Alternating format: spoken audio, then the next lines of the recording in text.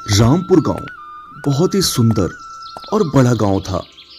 यहाँ के कुछ लोग जिनके पास खेती नहीं था, वो दुकान या कोई छोटा मोटा काम चलाकर अपना जीवन जी रहे थे। जिसके पास खेत थे वो किसानी करके अपना जीवन जी रहे थे। उनमें से ही था एक सोहन। वैसे तो सोहन के पास जमीन की कोई कमी नहीं थी और सोहन मेहनत करने से भी पीछे नहीं हटता था। पर पता नहीं, जैसे ही फसल बड़ी होती थी वैसे ही खराब हो जाया करती थी। क्यों सोहन भैया, सुना है इस बार खेती में बहुत मेहनत किए हो। लगता है इस बार सूद समेत भरपाई करनी है पिछले साल की भी। भरपाई की तो बात छोड़ दे मदन, मेरा तो बस ठीक ठाक फसल हो जाए यही भगवान से दुआ मांग रहा हूँ। चिंता मत करो सोहन भाई, सब अच्छा ही होगा। देखते हैं मदन, वैसे तू बता, तेरी तो फसल हर साल अच्छी हो रही है, तू करता क्या है ऐसे अपनी फसल में? कुछ नहीं सोहन भाई, मैं भी तो आपके जैसा ही खेती करता हूँ। मैं कुछ अलग थोड़े ही करता हूँ।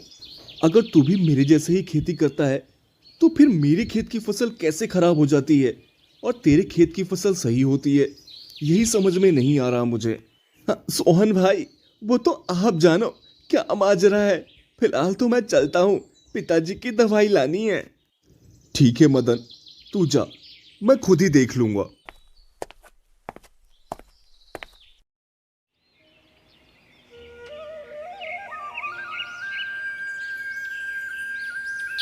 अगले दिन सोहन खेत में जाकर देखता है तो उसकी सारी फसल बर्बाद हो चुकी थी।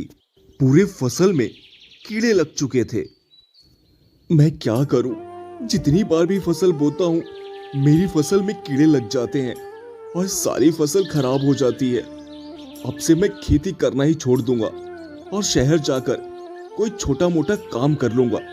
4 साल से लगातार नुकसान होने के बाद अब आगे और नुकसान झेलने की हिम्मत नहीं हो रही है। अब यही सही रहेगा। सोहन जैसे ही मुड़कर वापस जाने लगता है तभी उसके खेत से एक चूहा निकलता है। रुको मेरे दोस्त, इतनी जल्दी हार मान गए तुम? सोहन पलटकर देखा तो कोई दिखाई नहीं दिया। लगता है ये मेरा वहम है। भला मुझे कौन पुकार सकता है? यहाँ तो कोई दिखाई भी नहीं दे रहा। अरे मैं इधर हूँ मेरे दोस्त, तुम इधर उधर कहाँ देख रहे हो? सोहन की नजर एक चूहे पर पड़ी। वो चूहा बहुत छोटा था और उसकी तरफ ही आ रहा था। क्या ये आवाज इस चूहे की थी? नहीं नहीं, ये चूहा भला कैसे बोल सकता है? ये जरूर मेरा वहम है। ये कोई वहम वहम नहीं है दोस्त, मैं सच में इंसानों की तरह बोल सकता हूँ। अरे बाप रे, ये तो इंसानों के मन की बात भी जान ले रहा है। पर तुम तो एक चूहे हो, तो इंसानों की भाषा कैसे बोल सकते हो? मैं तो कोई भी भाषा बोल सकता हूँ दोस्त, पर तुम इतने दुखी होकर कहाँ जा रहे हो? क्या बताऊं, मेरी तो किस्मत ही खराब है। हर साल खेती करता हूँ पर खेती ही खराब हो जा रही है। इतनी मेहनत करता हूँ पर 4 साल से इस खेत से एक फसल का दाना भी नहीं ले जा पाया हूँ। घर के पास वाले खेत में जो खेती होती है उससे ही काम चल रहा है। आखिर घर की पूंजी कब तक लगाता रहूं और बर्बाद करता रहूं?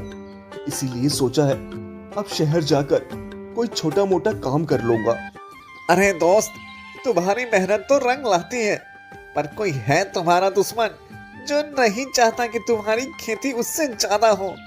वो तुमसे ज्यादा पैदावार करके उसे बाजार में अच्छे दामों में बेचता है, जिससे उसे अच्छा मुनाफा होता है। यही कारण है तुम्हारी फसल की बर्बाद होने का। मेरा दुश्मन? पर मेरा दुश्मन कौन हो सकता है इस गांव में? मैं तो हर किसी के साथ अच्छे से रहता हूँ, अच्छे से बातें भी करता हूँ। यही तो बात है दोस्त, अगर तुमने ध्यान दिया होता तो तुमको पता चल गया होता और तुम्हारी इस साल की फसल शायद नुकसान होने से बच जाती। ये वही है जो तुम्हारे गांव से सबसे ज्यादा फसल बाजार में ले जाकर बेचता है। अब तुम इसका पता लगाओ। ये काम मैं तुम पर छोड़ता हूँ। सारी बातें अगर मैं ही बता दूंगा तो तुम क्या करोगे बोलो? हमारे गांव में तो फसल सिर्फ 2 या 4 लोगों की ही ज्यादा होती है। मुझे पता लगाना पड़ेगा कि आखिर मेरा दुश्मन है कौन। ठीक है चूहे भाई, मैं पता लगाऊंगा। अब मुझे जाना होगा। ठीक है, बिना चिंता के जाओ और पता लगाओ। सोहन की फसल का खराब होने का उसे एक छोटा सा इशारा मिल चुका था। सोहन पूरी तरह से संतुष्ट नहीं था कि चूहे की बात सच्ची है, पर उसके पास चूहे की बात मानने के अलावा कोई दूसरा रास्ता भी नहीं था। सोहन घर पहुंचकर अपनी पत्नी से सारी बातें बताता है। माला, अब मेरे पास उस चूहे की बात पर अमल करने के अलावा कोई दूसरा रास्ता नहीं है। क्या पता उस चूहे की कही हुई बात सच हो। एक बार जैसा उसने कहा, उसे पता लगाने में क्या बुराई है। लगता है तुमने कोई सपना देखा है। चूहा भी कभी बोलता है। मुझे तो आपकी बात पर भरोसा बिल्कुल भी नहीं है। काम चोरी तुम करो और इल्जाम किसी और पर लगाओ। तू तो हमेशा मुझ पर ही शक करती है। मैं कल से खुद ही पता लगा लूंगा इस बात का। तुझे बीच में आने की कोई जरूरत नहीं है।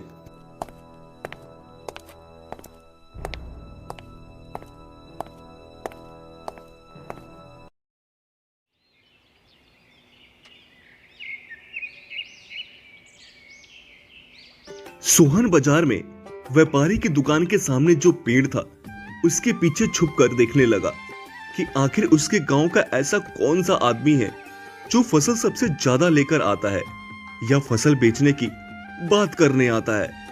आखिरकार उसके इंतजार की घड़ियां खत्म हुई। उसने देखा कि मदन व्यापारी की दुकान पर आया। सेठ जी, क्या भाव चल रहा है चावल और गेहूं का? मदन बेटा, हर साल तो तू बेचता ही है। मोल भाव क्या करना है? जितना माल हो ले आना, सही दाम लगा दूंगा। और गांव के कुछ किसानों को और भेज दिया कर बेटा, थोड़ा बहुत मेरा भी मुनाफा हो जाएगा। खेती तो बहुत लोग करते हैं सेठ जी, पर मेरे अलावा गांव में कोई दूसरा किसान नहीं है जो अपनी फसल बेच सके, क्योंकि उनकी पैदावार ही इतनी होती है जिससे बस वो अपने जीवन का गुजारा कर सके। इसका मतलब उस चूहे की सारी बात कही हुई सच है। मदन ने ही ये सब किया है, तभी हमेशा मुझसे मिलकर मेरी खेती के ताने मुझसे सुनाता रहता था। अब समझ में आया। पर इसका समाधान क्या हो सकता है? एक काम करता हूँ, उसी चूहे के पास जाकर पूछता हूँ। सोहन उसी समय अपने खेत की ओर निकल जाता है जहां चूहे से वो मिला था। मेरे दोस्त, कहाँ हो तुम? जल्दी आओ, मुझे तुम्हारी जरूरत है। मुझे तुमसे बात करनी है। हाँ मेरे दोस्त, बोलो, क्या कहना चाहते हो तुम मुझसे? क्या तुमको तुम्हारा दुश्मन मिल गया? हाँ, मुझे पता चल गया कि मेरा दुश्मन कौन है, पर वो कैसे मेरी फसल बर्बाद कर रहा है, इसका कोई अनुमान नहीं लगा है मुझे। सोहन मेरे दोस्त, इसकी चिंता तुम मत करो। इस बार वो सब मैं संभाल लूंगा। मुझे पता है कि तुम्हारा दुश्मन तुम्हारी फसल बर्बाद करने के लिए क्या करता है। ये तो बहुत अच्छा हुआ जो तुमको पता है। अब तुम ही मेरी मदद करो दोस्त। चिंता की कोई बात नहीं है। तुम इस बार आराम से अपने खेत में फसल की बुआई करो। इस बार मैं और मेरा परिवार तुम्हारे खेत को कुछ नहीं होने देंगे। पर मुझे एक बात समझ में नहीं आई। तुम मेरी मदद क्यों करना चाहते हो? मैंने तुम्हारे लिए ऐसा कोई काम भी तो नहीं किया है जिससे तुमको फायदा हो। दोस्त, मैं तुम्हारे खेत में रहता हूँ। तुम इतनी मेहनत से खेत की बुआई करते हो और तुम्हारी फसल बर्बाद हो जाती है, पर उसमें से कुछ दाने बच जाते हैं जिससे मेरा और मेरे परिवार का अच्छा जीवन कट रहा है। तुम्हारी मेहनत की वजह से ही आज मेरा परिवार जिंदा है, तो उसका हक तो चुकाना पड़ेगा ना। वाह चूहे भाई, तुम चूहा होकर इतनी अच्छी सोच रखते हो और एक इंसान है जो एक दूसरे का हक छीनने में लगे हैं। आज से तुम मेरे सबसे अच्छे मित्रों में से एक रहोगे। ये तो बहुत अच्छी बात है दोस्त। अब तुम देर ना करो और फसल बोने की तैयारी करो। ठीक है, मैं कल ही फसल की बुआई कर दूंगा। अब मैं चलता हूं।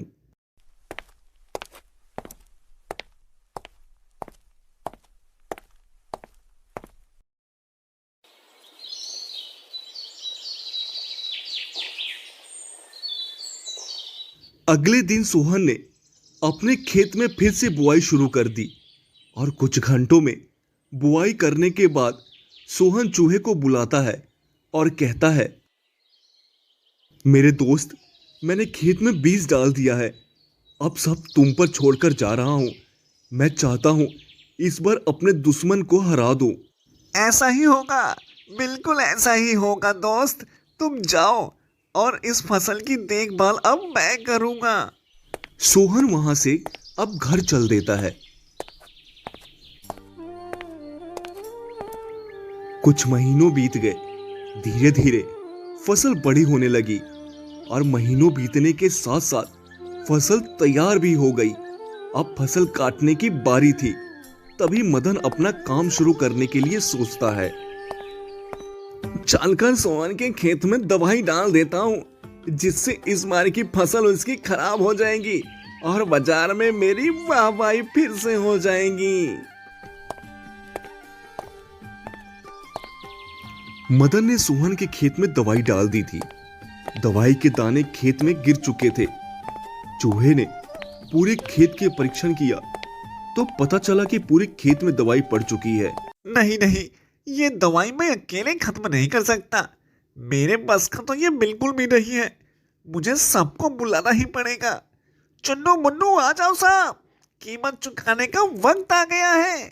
चूहे की आवाज सुनकर उसका परिवार बाहर आ गया और सब दवाई के दाने उठा उठाकर बाहर फेंकने लगे और बहुत मेहनत के बाद सबने मिलकर सारी दवाई खेत से बाहर फेंक दी। कल तक तो सोहन की फसल खराब हो जाएगी, तो मैं अपनी फसल बाजार में ले जाकर बेचूंगा। अब आराम करने चलता हूं। इस बार तो फसल तैयार हो गई और नुकसान भी नहीं हुआ। ये सही मौका है फसल बाजार में बेचने का। देखा दोस्त, इस बार तुम्हारी फसल को कुछ भी नहीं हुआ। अब जल्दी से फसल काटो और बाजार में अच्छी कीमत में बेच जाओ। सोहन सारी फसल कटवाकर बाजार में व्यापारी को बेचने आ गया। बोलो सेठ, क्या भाव चल रहा है? किस गांव से हो तुम बेटा? मैं रामपुर गांव से हूं सेठ। पर रामपुर गांव से तो मदन बस आता था। क्या तुम्हारी फसल इस बार उससे ज्यादा हुई है? मदन इस बार नहीं आएगा सेठ। उसकी फसल को कीड़े खा गए हैं। मेरी ही फसल बची है बस। लेना है तो बताओ, क्या भाव दोगे? ठीक है बेटा, ठीक है। 70 रुपए किलो के हिसाब से लेता हूँ, उसी भाव में दे दो। सेठ, 100 रुपए से 1 रुपया भी कम नहीं करूंगा। लेना है तो बताओ, नहीं मैं खुद ही यहाँ बैठकर बेचना शुरू कर दूंगा। अरे ये तो बहुत अकड़ू है। अगर इसने ऐसा किया तो मेरा बहुत बड़ा नुकसान हो जाएगा और फिर आगे फसल मिलना भी मुश्किल लग रहा है। ले ही लेता हूँ। ठीक है बेटा, दे दो, सारा माल दे दो। सोहन सारा माल देकर पैसा लेकर वापस चला आया। इसके बाद जब मदन सेठ के यहाँ पहुंचा तो पता चला कि सोहन ने पहले ही सारा माल बेच दिया है और व्यापारी को अब माल की कोई जरूरत नहीं है। इसलिए मदन का सारा माल घर में रखे रखे ही खराब हो गया और मदन का बहुत बड़ा नुकसान हुआ।